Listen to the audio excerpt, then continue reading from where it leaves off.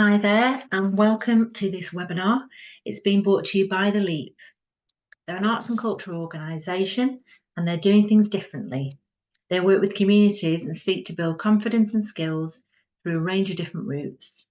They have both financial and non-financial support available, and they're all about developing community-led culture.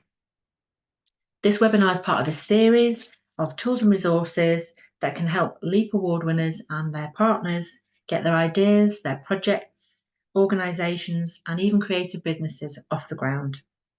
Today, we're going to be looking at legal structures and policies for your project and beyond. When people come to the LEAP to apply for funding or to get ideas or to grow what it is they're doing, they may or may not have a legal structure, and that's absolutely fine. This is something that we introduce to people so that if they want to progress their ideas, they understand some of the routes and the methods for evolving beyond their project. And this is what today's session is going to be all about. So let's get started. And first of all, we're just going to have a quick think about, how do you make the most of this session and why is it important? So the idea of creating this session is to help you have a longer term impact. It might help you broaden your team or the group of people involved in what you're doing and create some sort of future sustainability or a method and a mechanism for doing that. Your legal structure and your governance options are key to helping this happen. And having this legal structure, it can help attract some funding or start up, scale up, whatever stage you're at, but it can help with that. Certainly as an individual, it's very hard to bring in that kind of funding, as you'll see, and so growing and evolving a team, it just helps you evolve your organisation in a more formalised way. You start to build some key principles for how you're going to operate and make decisions. And this legal structure, it needs to work along good governance. So the legal structure, we'll walk through some models like an unincorporated association or a company structure or a charity structure.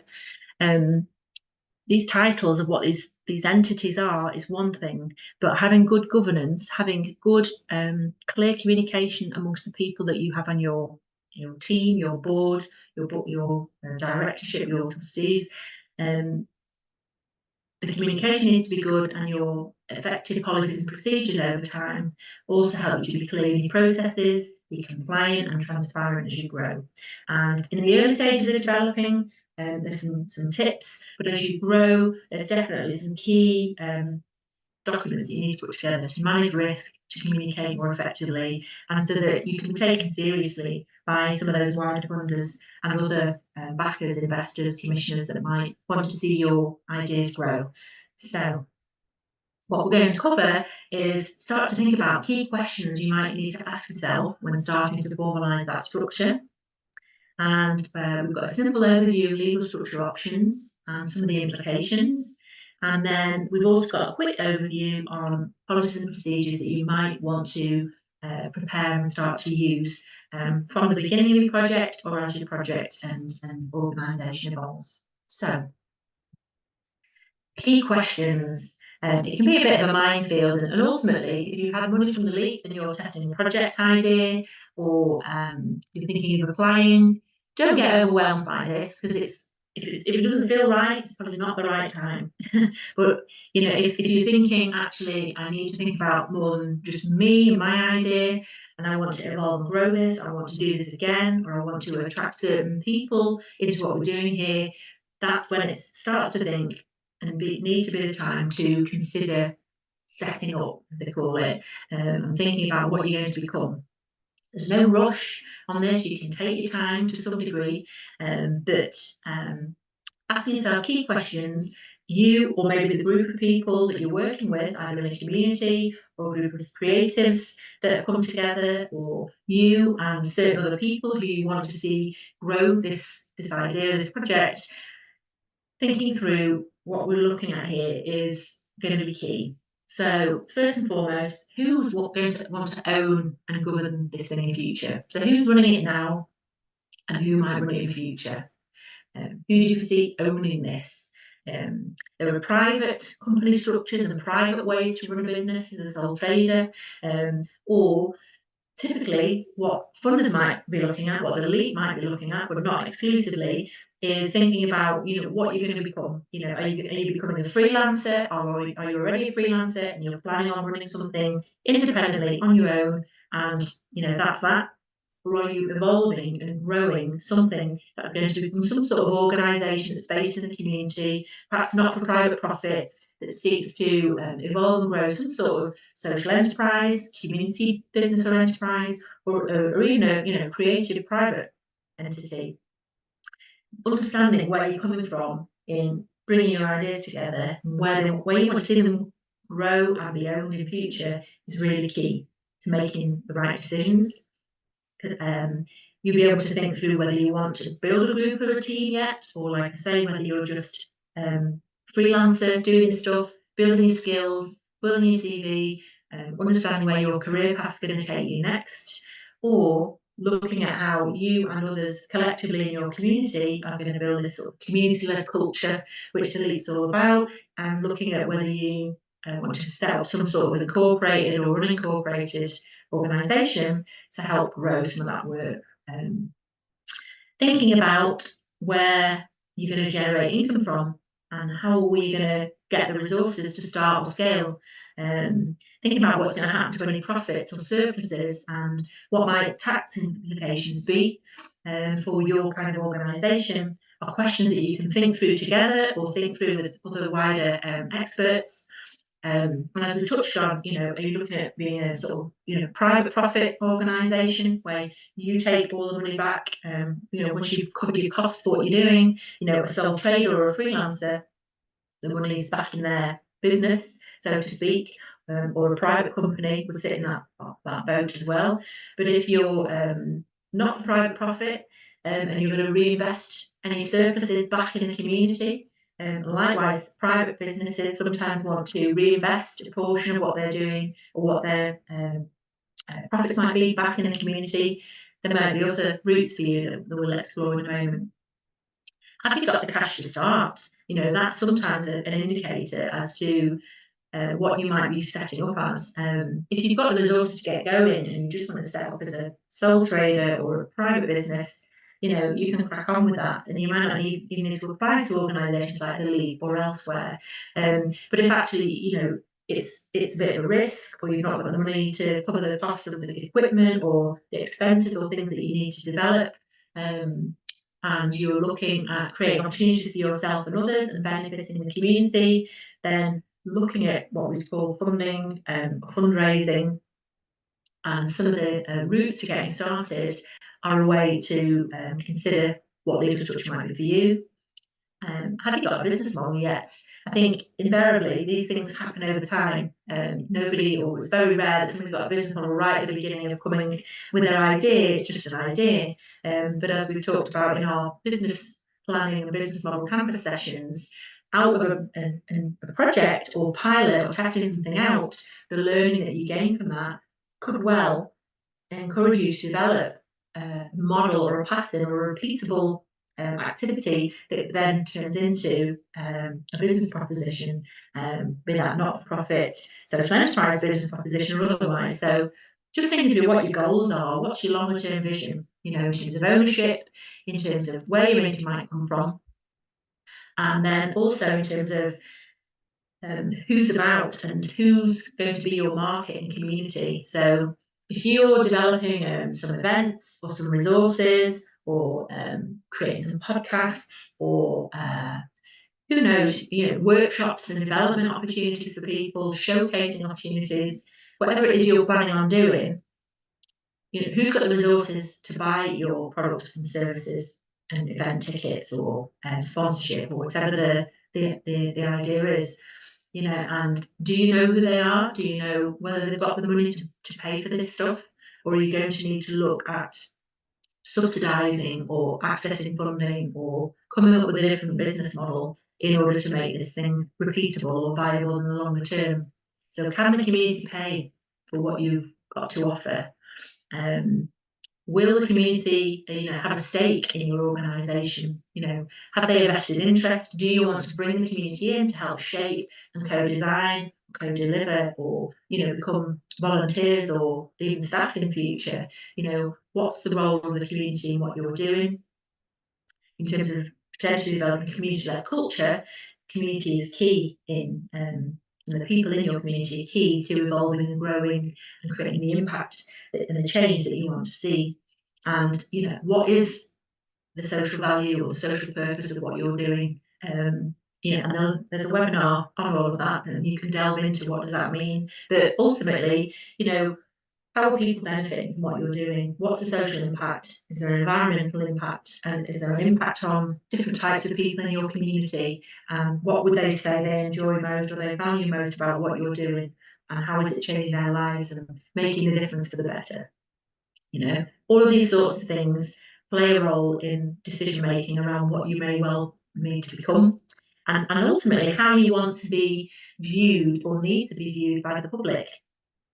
This trust, legitimacy, and commitment to what you're doing as an organisation that's fundraising or seeking funding or doing something perhaps on a very sort of voluntary or philanthropic end of the spectrum.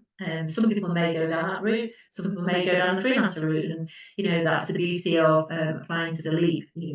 There's all sorts of options and opportunities for where you will end up with what you're doing, but trying to understand where you think you might be going from the outset just helps get some clarity on the direction of travel and helps you make decisions, because you don't have to rush setting up a legal structure, but making the right legal structure decision is really key, because trying to change a legal structure can be a bit fiddly once you've decided what you're doing.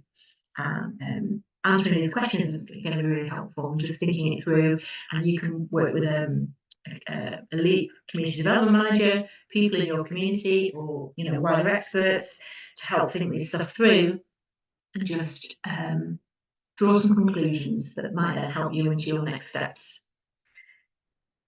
Ultimately, next steps are a range of things. We're going to talk a little bit here about legal structures beyond self-employment. So there may be some of you that have come in to develop a project on a voluntary basis. You're just building your skills, testing an idea, working on this in a voluntary way. And yes, you might still need some policies and procedures and some insurance around you to make sure that minimise any risks, but you can get on with what you're doing.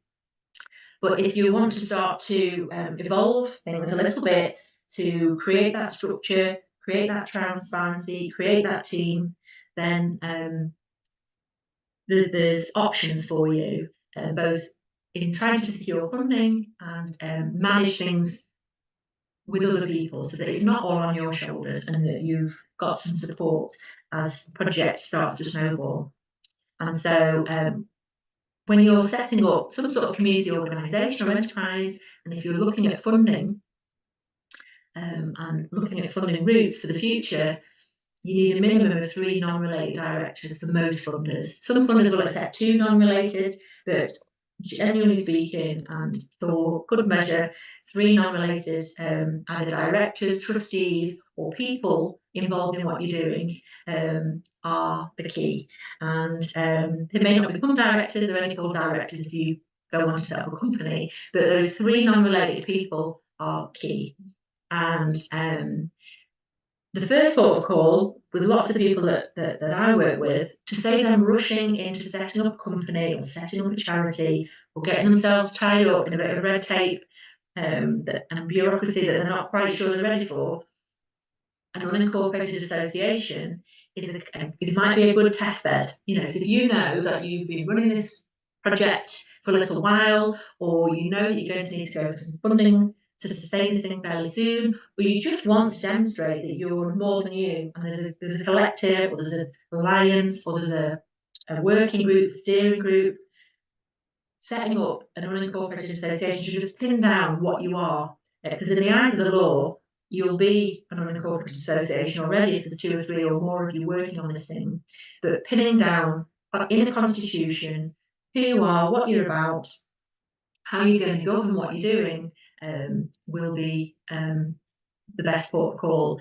And it's very simple to do. It's much less paperwork than setting up as an incorporated entity, and you can pace it, you can take your time with it, and as it says here, setting up a company or an incorporated body costs more to actually do and register, but then you also have higher costs for accounting and reporting what you're doing. So 9 times out of 10, at the early stage of testing an idea, getting something together, trusting who you think you might want to work with in the future, maybe even road testing future company directors or charity trustees. You don't necessarily know who you want to work with in future, but using an unincorporated association to kind of road test that may be a helpful starter for 10, unless you've decided, actually, it's me on my own here, I'm freelancing what I'm doing, I'm working with the community, I'm working with all sorts of partners, and I'll stay on my own, thank you very much. But you've got options, that's ultimately the key, you've got lots of options. And we'll come to compare and contrast some of those models in a moment, but one of the questions that we often get is, who do we choose? Who do we choose to work with? Who do you invite in as your steering group, your working group, your board members, your trustees? Who's going to come and govern your legal structure with you? And ultimately, people that you trust is going to be key. Trust is one of the biggest factors. Who you work well with, and who's going to bring complementary skills to what you're doing. Who's got energy and commitment? People, you might trust these people, you might have great skills, but if they're not going to step up and step in, unless you want them as a bit more of a silent partner, then you need people to have some energy and commitment to take on whatever role or manage expectations around what people are going to do. And you want people who are from or understand the community that you're working with, or the social needs that you're focused on. Not least to come up with the best solutions and great ideas and brilliant activities that are going to be relevant to that community. But lots of funders, including the lottery and various other sort of charitable trusts and others, want to know that you're engaging your community, that they're involved in some of the decision making around what happens, and they're not just having things done to them, that you're shaping your ideas based on their input and their impact. And what better way to demonstrate that than having people on the governance structure of what you're doing. So that's something to consider.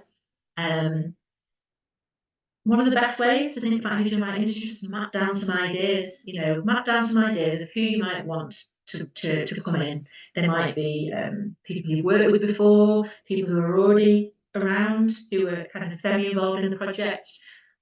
It might be people that you know through your work, your training, your education, who are in certain community groups that you're part of, just who might want to be involved. And in addition to kind of mapping out who are the champions or who are the people who might make this thing work with you, creating a bit of an overview of what you might expect or need from them initially.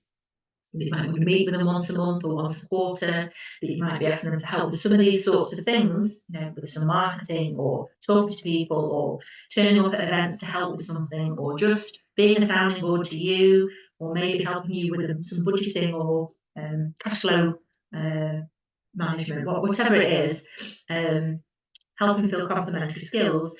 You can then sound them out, and what's the worst that can happen? You can say no, or they can say tell me more. But you sometimes need to sort of pin down what you think you want from people to have the confidence to go and then ask.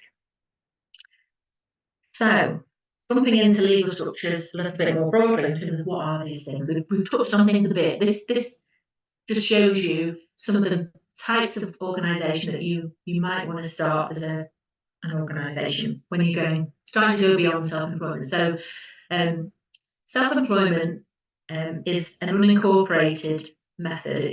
You're a sole trader. If you're self-employed as a freelancer, working, on your own or even with other people, but you're not registered as a company and you're not voluntary. You're charging for your services, and within having earned around £1,000, HMRC, Government Tax Office, want to know that you exist, and you register with the Inland Revenue with HMRC, and you get given a unique tax reference code. And if you've come into this world as a creative already who's already a freelancer, you will know that. If you've come into this and you've been tinkering around with what your project ideas are, and you're now starting to charge for your services, then by the time that you've earned £1,000 or more in any given year, you should be registering with HMRC. But then there are other not-for-private profit ways of becoming a thing, an entity. And I was talking before about unincorporated associations, and there's also charitable trusts, which are exempt charities, where you have a constitution, and that constitution outlines who you are and how you're going to operate. And the beauty of an unincorporated association is it's 2 or 3 sides of A4, where we have templates of these documents where you talk about what your aims and objects are, and there's a kind of standard sections around what the powers and the abilities of your organisation are, and how you make decisions, how frequently, how many people as a minimum or maximum might be within the group, and what you would do with any surplus resources should the project or the group, this unincorporated association, need to wind up. It just gives them clear direction. It shows that you've thought things through. So long as you understand what you're signing up to as a group of 3 or more non-related people on your organisation, you can set up quite simply, without cost and without having to report back to any core regulator in those early days when you're testing an idea, you're seeing how it goes, and you're seeing if you're a fundable organisation. And there are small grants, usually, between 500 to 5,000, even up to £10,000 as an unincorporated association to really pilot and evolve what you're doing and see how things go. You've also got the incorporated, so the companies and the different company structures, as well as the charity structures. So you may have heard of the terms company limited by guarantee, company limited by shares. Those are the entities that, again, 3 non-related people, you don't need loads of directors to set up a company. You can set up a company on your own as a one-person band, but no funder would back you as a one-person band. They want to see that there's a number of people involved, that there's community thinking going into how you set up and what what you bring to the table, and how you set out how you're going to govern yourself. So the way you govern yourself as a company is by a memorandum and articles of association, and again, it sets out your aims and your objects and all these sorts of things, but in a much more in-depth way. So instead of being 2 or 3 sides of A4, like a constitution for an unincorporated association, it's more like 20 pages of clauses and bits and pieces of information. And at first glance, it's a bit like, woo, but actually somebody can support you to walk through what this all means. And a lot of it is fairly standard in terms of how you're going to make decisions, what you can and can't do, what you would do if you wind up, and these sorts of things. And again, there's templates out there on the Charities Commission website, on the Companies House, and on the KIP regulator. And I mention those 3 because people get a bit of a tangle. They get a bit of a tangle on what they're going to be and what are these things. A company limited by guarantee can have a status attached to it, as can a company limited by shares. So these things have either a charity status attached to it, or a KIC status attached to it, or they're just left without. So when you say, "Oh, I'm a charity," they're actually potentially a company limited by guarantee with charitable status, or they're a CIO, a charitable incorporated organisation. They'll be one or the other. Likewise, community interest companies are a company limited by guarantee. Usually, first and foremost, there are also company limited by shares that can have a community interest company status as well, and depends. There are different methods and different routes that you might want to take, depending on how you want to be viewed. It goes back to those questions: how do you want to be viewed? How are you going to make your money? What are you going to do with your profits? And all of these sorts of questions then start to help you formalise, well, actually, probably need to be this. So, for example, if you don't want to get bogged down in paperwork and red tape, and you've not got lots of money for accounting and reporting what you're doing, a constituted unincorporated association is probably going to be your best bet. But if you're looking at formalising yourself to have limited liability, and that means the individuals who sit around your organisational structure, whether it's a board of trustees or a board of directors, and you want limited liability, and that means although you've got to run your organisation with really good compliance and do everything above board, it means that you can have limited liability, so that if things need to wind up, or you're going to be financially liable for the organisation, you can have limited liability to a pound. The organisation is seen as an entity in its own right in the law, and that the directors or the trustees are liable to pay a pound should it need to wind up and wrap up once all of its debts are paid, for example. And that people can see quite a comfort in that, and that gives them some reassurance. Whereas an unincorporated association, individual named people are personally liable for what happens within their project or their entity or their organisation. That sounds quite high risk. However, usually you might be dealing with smaller amounts of money. It might be more like a few hundred or a few thousand, and you set your sort of limit really as to kind of, how much money are we happy to manage as a group before, things need to change. But in testing an idea and managing a few £1,000s or whatever it might be in your case, you take out the right insurances, you follow the steps to govern your organisation well, you keep income and expenditure logs, and you have a trusted, communication between the project team or the working group, steering group. Usually, you can govern yourselves well and take that level of risk depending on what's comfortable to you.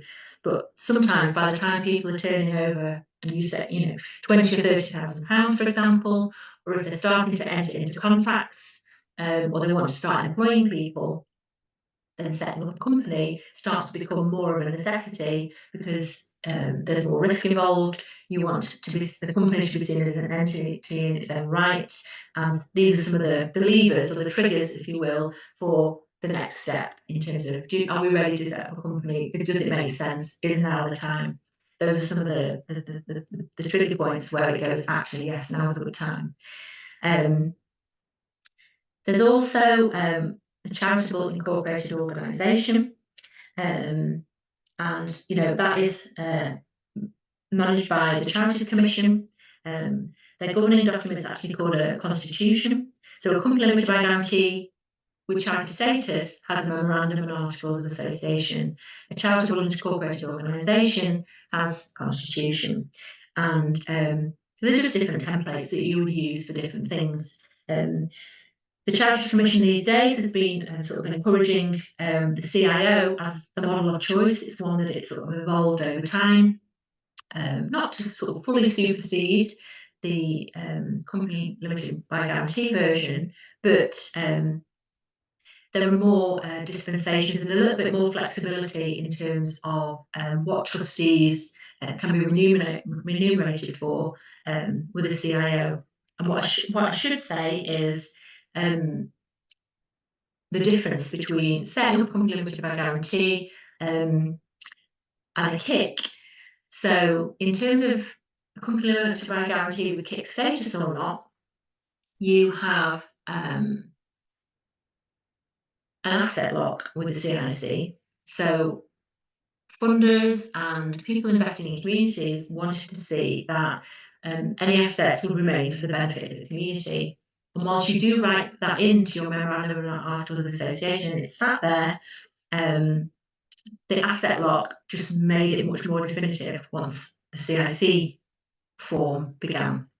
So there are some organisations that want to know that beyond them setting up this group or this project, it could never revert back and that the benefit will always remain and the assets will always remain for the benefit of the community. And that's why that status is in there. So thinking about that, who owns it, where's it going in future, how are the community involved, and do you want them to, remain the perpetual beneficiary and of any assets that the organisation may have over time? These are all the sorts of questions you might ask yourself to just think through what's best for us. The questions often come up around, should it be a charity, should it be a kick? And it often comes down to, do you want your directors to be paid? That's not the only reason. There are more options for funding. For example, if you're a charity, if you've got a community that's never going to be able to afford your services, then you might want to become a charity because you might need to rely on those fundraising options, the gift aid, or charitable sort of support. But it also comes down to the fact that charity trustees aren't paid usually. They can have out-of-pocket expenses and so on, and some slight dispensations in the CIO, but invariably people coming under some sort of charity as their trustees, they're not paid. They do that in a philanthropic pro bono way. People coming on to CIC and or company limited by guarantee, directors can be paid. And depending on who's setting this thing up and why and where they want to go with it, that can be a determining factor that makes them go, oh, I need to be paid for what I'm doing here. We need to, you make that decision. The other route around this is that you may well have a board of trustees or a board of directors who aren't paid, and they manage you as the project manager or as the managing uh, uh, managing person within the organisation. So there's different structures and different methods that can be developed depending on, where you want to see this go, the levels of responsibility you want to have, how you want to be seen by the outside world, how you want to be governed within your community. So lots of different options to think about. Last but not least, I just wanted to touch on cooperatives, because that's another model that is often developed, perhaps not developed quite as many in the UK not-for-profit sector as constituted groups and not-for-profit companies and the charities types that we've just talked about, but an ever-growing movement, and organisations like Co-ops UK and others can help you consider these sorts of things. But invariably, cooperatives have something called rules, rather than a memorandum, an Articles of Association or Constitution. So that's the document. And there are different types of co-ops. There's a BENCOM, or Society for the Benefit of the Community, but ultimately the charitable version of a co-op. There's a non-charitable co-op, and regulated by the FSA, and then there's a workers' co-op regulated by Cooperatives UK. So if you'll either come from a background where you want to set up a co-op, or in your community you'll think, we want to, the principles and the voting style and the sort of democratic layers of a co-op may work well for you, or the model just might sit well within what you're doing and you wanted to become a co-op. There's people that can help you formalise and set a co-op up. It does cost slightly more. So at the time of this sort of webinar, it's in the region of about £35 to £40 to set up as a company limited by guarantee, for example. But it's significantly more to set up a co-op. There's also other pros and cons in terms of case law always comes up. So another reason that people sometimes opt for a company over a cooperative, not least because they're a little bit more simplistic sometimes to set up, but if something goes wrong and things go to court, there's technically more case law and more examples of what's gone on in disputes and things that you might need to take people to court over in company case law than there is in cooperative case law. Whether or not that is of importance to you, it's another matter. But all sorts of factors to think through when you're thinking, what's best for us, what's best for me, what's best for our project or organisation in terms of involving things. But the good thing is that you've got options. There's lots of support out there to help you think things through, and you don't have to rush it. Like I said, you can take your time. You can do a stepped way of looking at these things, and take it as you need to, and get some support to think it through. So I just wanted to highlight here, not complete hard and fast rules, but sometimes how funders view what governance model or company or organisational structure you're going to have plays a factor, heavily on people's decision making. And like I said, sometimes it's how much admin time and bureaucracy have you got to throw at this.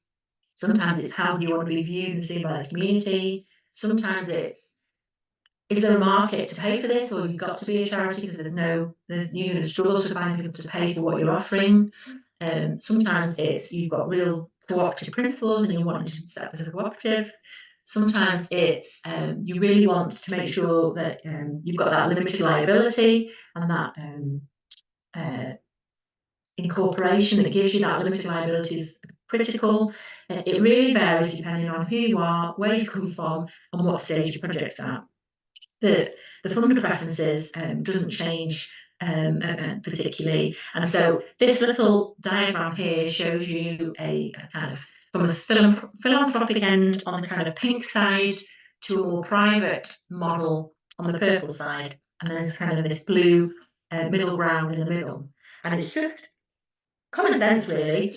The charity models are those that are more on the charitable side of the governance model, and the way that they might deliver the services, the way they might have set out their objects in their memorandum and articles of association, constitution, or rules.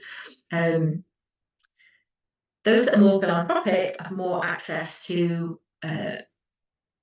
grants, fundraising, and those sorts of opportunities. So what we're saying here is that fundraising is something that those entities in the pink, so the charities, your running corporate association, BENCOM, and anything in the blue, to be fair, fundraising is something that you can do so long as there's some level of charitable intent, not for private profit intent, and you're clear about what you're doing there. But those of you that are thinking of becoming charities, where you do fundraising activities, who've ever noted those Tip for Gift Aid, if you're a registered charity, charities can recoup that 20%, in gift aid, whereas a kick, for example, or other companies limited by shares or private structures can't do. So it's just something to bear in mind. That said, charities can't trade in the same way that companies do, and there are caps on how much you can trade. Usually, it's quite significant, £80,000 that you can trade, though that may or may not be a factor. But thinking through, is fundraising going to be something you need to do, is going to determine which of these sort of camps or boxes you might be in. Crowd finance, so crowdfunding, if anybody's ever done any crowdfunding of varying kinds, there's some that are more philanthropic and some that are more investor-led, but crowd finance and crowdfunding sits across all three. So all areas can access different types of crowd finance, and certain crowdfunding sites and principles lend themselves more easily to one type of structure or another, but it sits across the board. Likewise, commission contracts potentially sit across the board. It depends who the commissioner is, what they're looking for, and whether you're at a stage where you can be party to that commissioning opportunity. But commission contracts also sit across all three. Although typically, they'll want to be working with people who've got some level of track record and some level of size, depending on the size of the contract. So usually it's larger organisations that would be looking at those, but there are smaller, research and piloting and consultation type commission opportunities that are open to lots, open to all. The philanthropic loans and grants, those are more aimed at the charity and middle ground. Companies limited by guarantee, whether you're a kick or not, CIOs, and other forms that we've got here are open to those things. If you're a private organisation, or you're on your own as a sole trader, it's unlikely that philanthropic grants will be something that you can go for. Because, as we said before, you need 3 non-related directors. You need to demonstrate that you've got charitable aims and got a not-for-profit profit governance structure, and that you're going to reinvest any surplus profits or even lock your assets into remaining for the benefit of the community. So they wanted to see different types of social impact that are proven, some level of track record depending on the size of the grant, and so having constitution as a minimum and/or different, a company structure or co-op or charity structure of some kind is what they'd be looking for. It's what they have in their eligibility criteria. You then get these things that are, social investment loans, and they're often aimed more at, larger organisations with a proven track record. A contributory group, a small size isn't going to be going for a social investment loan per se, because a social investment loan has to be paid back. So if you're not trading, generating income through contracts or some method of being able to repay back a loan, you're not a structure that's going to go for it anyway. But it's in there to show actually there's quite a breadth of organisations that can go for those sorts of things, and so it's unlikely that they're going to be for private structural organisations because it's social investment loan, but companies limited by shares, companies limited by guarantee, co-ops, and even CIOs to a point may look to take on that kind of money to help grow something, replicate or expand a business model, take on some sort of assets. That's what those things are often for.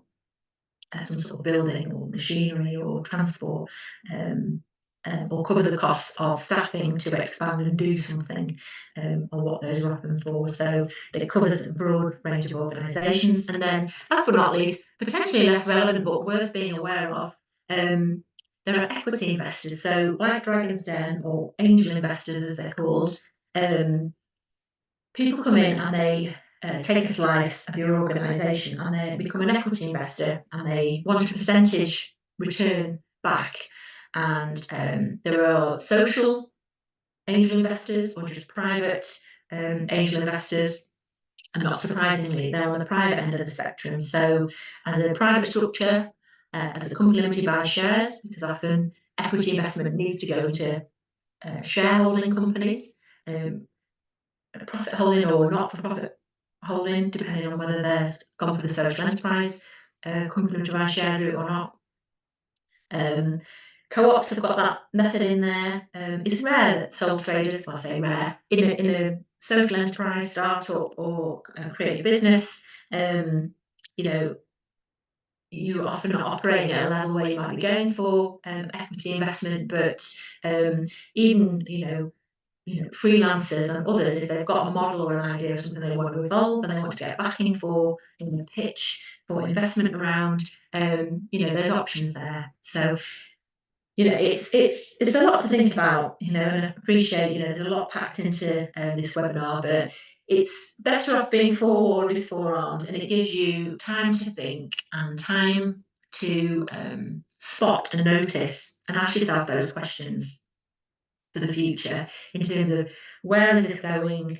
Do I need to bring in people around me to help, manage and evolve and promote this thing, but then potentially to help govern it and seek a wider organisational structure, be taken as, I wouldn't say seriously, but seen as more than an individual that can then do other things, manage certain levels of risk and liability in different ways, or look at different kinds of larger scale, funding, investment, commissioning opportunities. So this is why we talked about legal structures. So you've got knowledge at your fingertips to be able to plan this through over time and talk to people. You talk to your group, you talk to your community, you talk to your, community development manager, and other people around you and other experts and supporters who can act as a sounding board to help you think through when's the right time and what are you evolving to by when.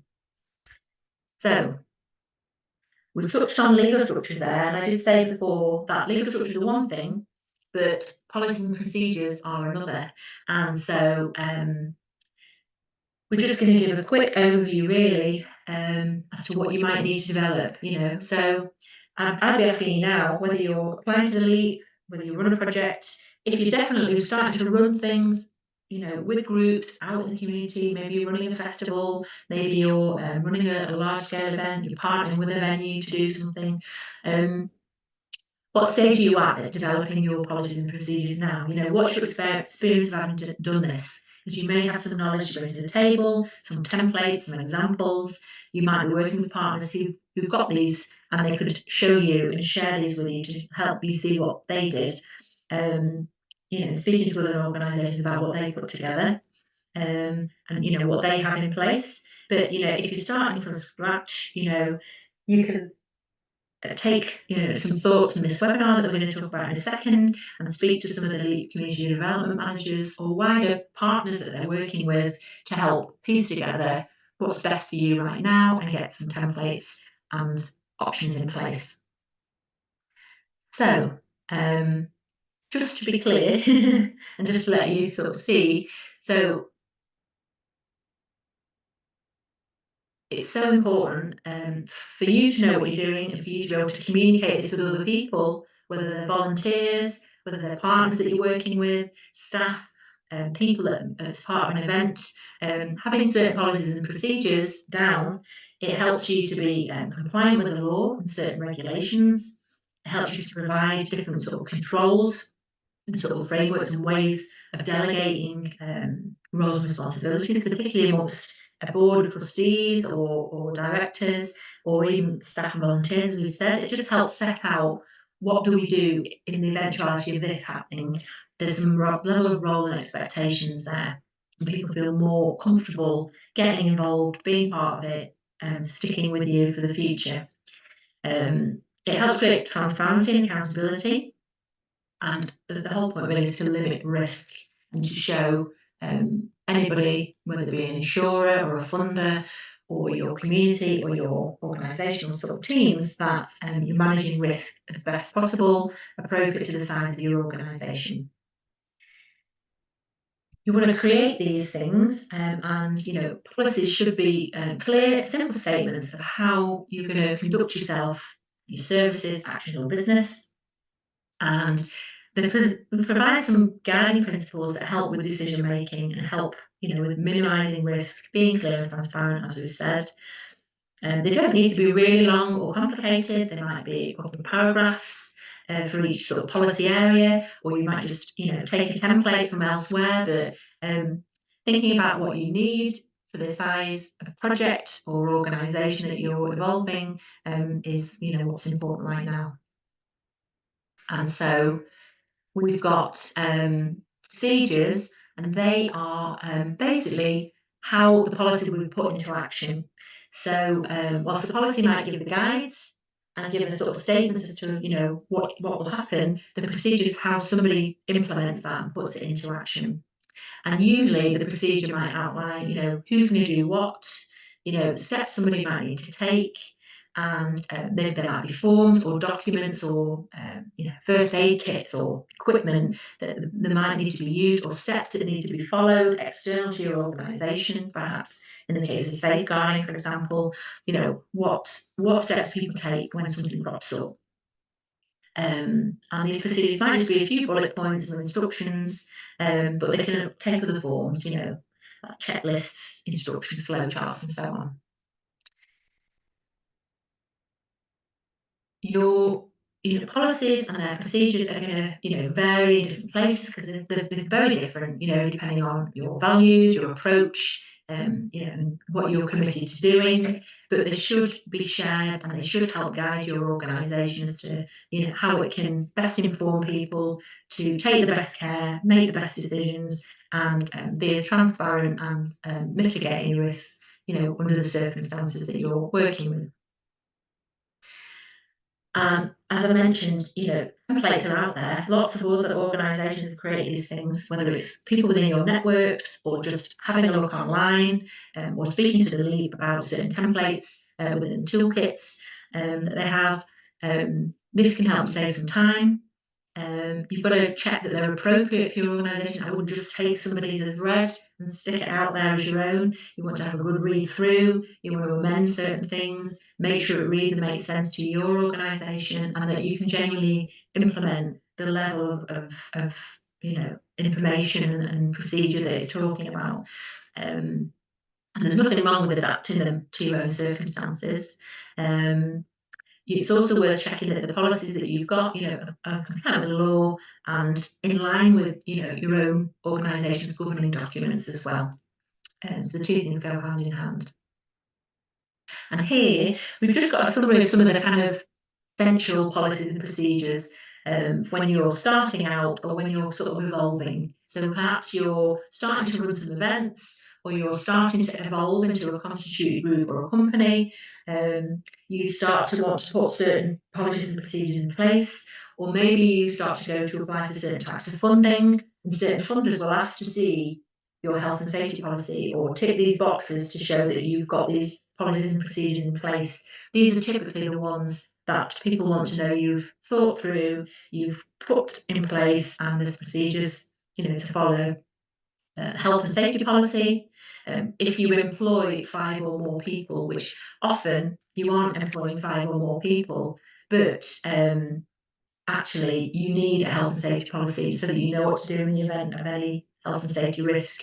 And so whether you employ them or not, it's a must-have if you are employing 5 or more, but it's definitely a good to put in place, even if you're just starting out. If you're going to be working out in the public, running events, and engaging, numbers of people, you need to know that health and safety is key. And putting certain types of risk assessments in place when you're running activities is a must to ensure you've got steps in place. Safeguarding policy is often for children and young people and or vulnerable adults, and there are different kinds of safeguarding policies. Some bring the two groups together, some are specifically for young people. It depends who you're working with. If you're just specifically working with children and young people or just vulnerable adults or combinations, you can look at where those are best placed. Privacy policies, and these relate to data protection and GDPR. And the Information Commissioner's Office have templates and examples, as do lots of other places and spaces and organisations. Your local council for voluntary services, for example, and others will have these sorts of templates. But creating a policy that's going to be appropriate for the level of data and information that you're handling to make sure you're compliant with the law will be key.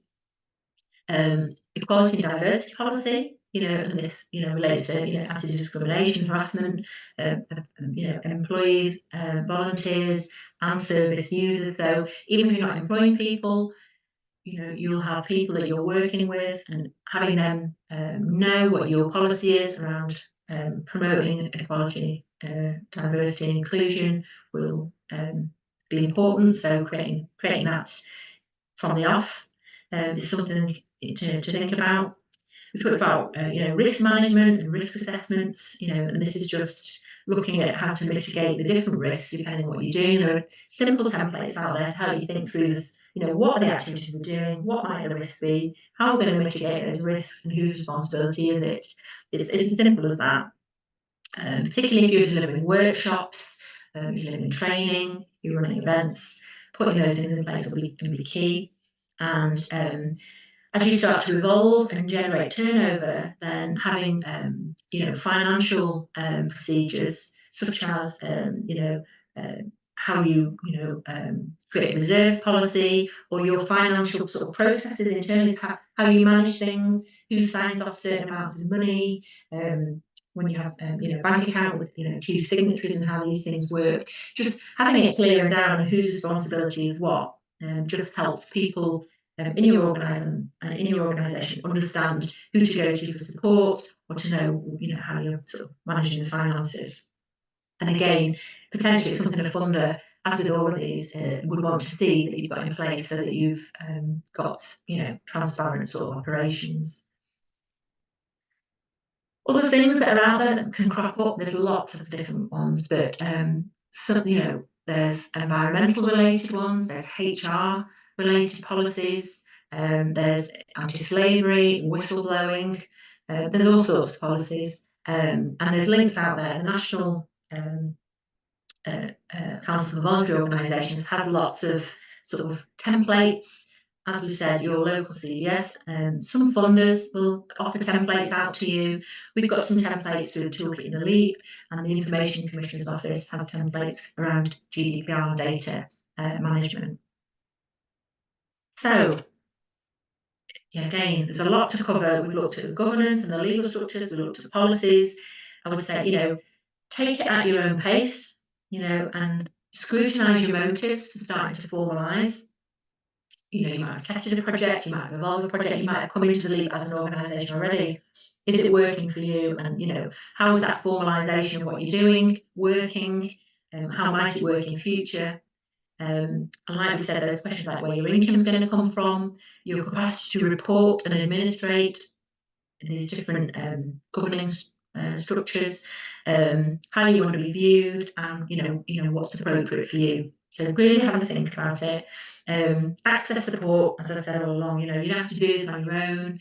There's Leap colleagues, there's other organisations out there that can help you, specialists who can look at this with you to help get the right methods in place and the right documents in place. And whether you go for governance models or not, even operating as a small group that's testing a project or an individual piloting events and activities, think about the policies and procedures that might help you ensure compliance, transparency, and mitigate risk. And then as you grow and evolve, that will give you the tools and some documents to then communicate what you're trying to do with different audiences, whether that's your team, volunteers, beneficiaries, funders, wider partners, depending on how your project and work evolves. So get stuck in, take the leap, but take this one at your own pace. Hope that's been helpful, and we'll see you on the next one.